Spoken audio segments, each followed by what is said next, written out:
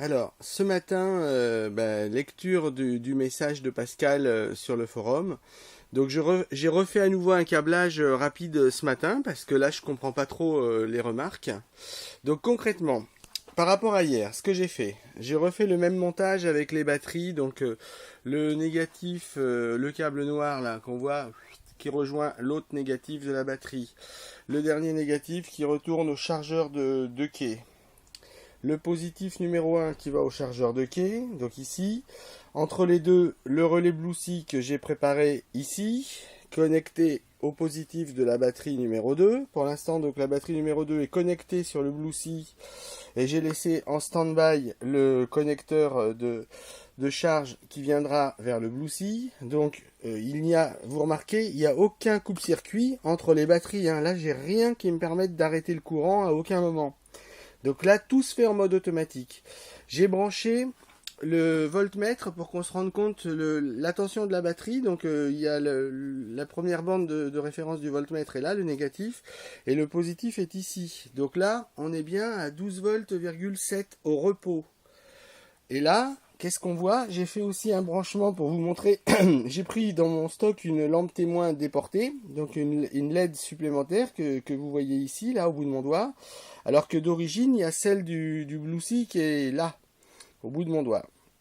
Donc on voit bien que les deux clignotent exactement à la même fréquence. Alors, je pense qu'il y a une inversion au niveau du schéma de Pascal. Il faut bien comprendre que ici, de côté gauche, sur l'étiquette, c'est marqué ground, ici, là.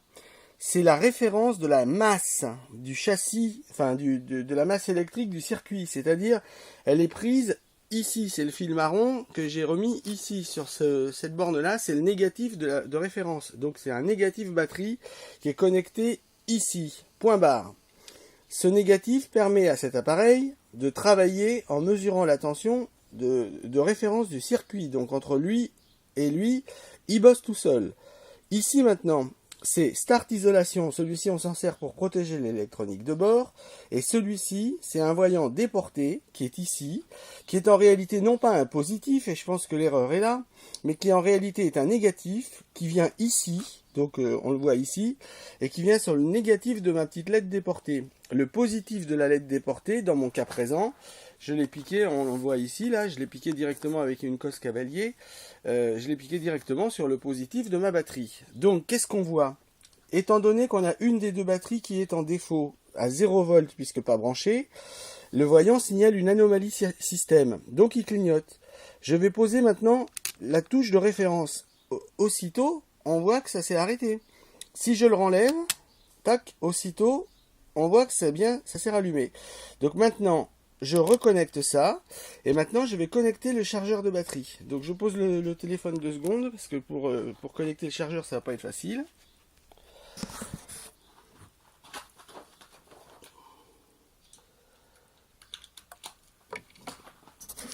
Voilà, donc je viens de connecter le chargeur de batterie. Hop, il commence son cycle, il vient de bosser. On voit là, il passe aussitôt en mode ventilation. Hop, le voyant vient de s'éteindre. On voit qu'il a trouvé que ces deux batteries étaient chargées. Donc qu'est-ce qu'il fait?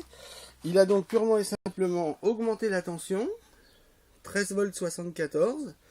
En fait, il a vérifié dans quel état de charge étaient les batteries. Et là, pour l'instant, il n'a pas collé quoi que ce soit, puisque le système, pour lui, il est inopérant et il n'a pas de raison de fonctionner.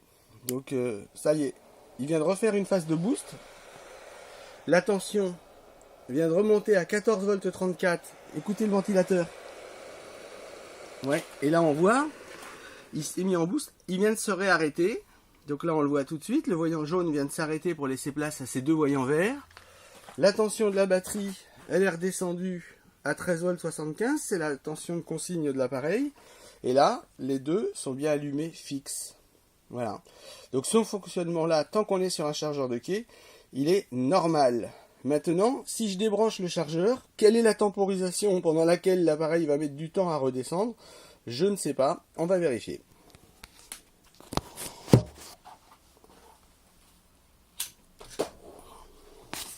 Je viens de redébrancher mon chargeur de quai. Vérification, il n'y a plus de voyant. Je reviens ici. Lui, il est encore branché. La tension de référence chute progressivement. Et à mon avis, le point de bascule, ça sera aux alentours de 12 volts 70, 12 volts 75. Et tant qu'on n'y sera pas, bah, ça restera allumé fixe. Mais ce que je veux vous dire, les deux voyants travaillent bien en même temps et strictement à l'identique. Voilà. Bon, je vais le laisser comme ça pour l'instant et je reviendrai faire le test plus tard.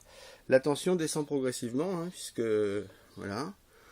Je vais rester quelques instants, mais ça va faire des vidéos un peu trop longues. Voilà, voilà. Bon, non, je vais arrêter.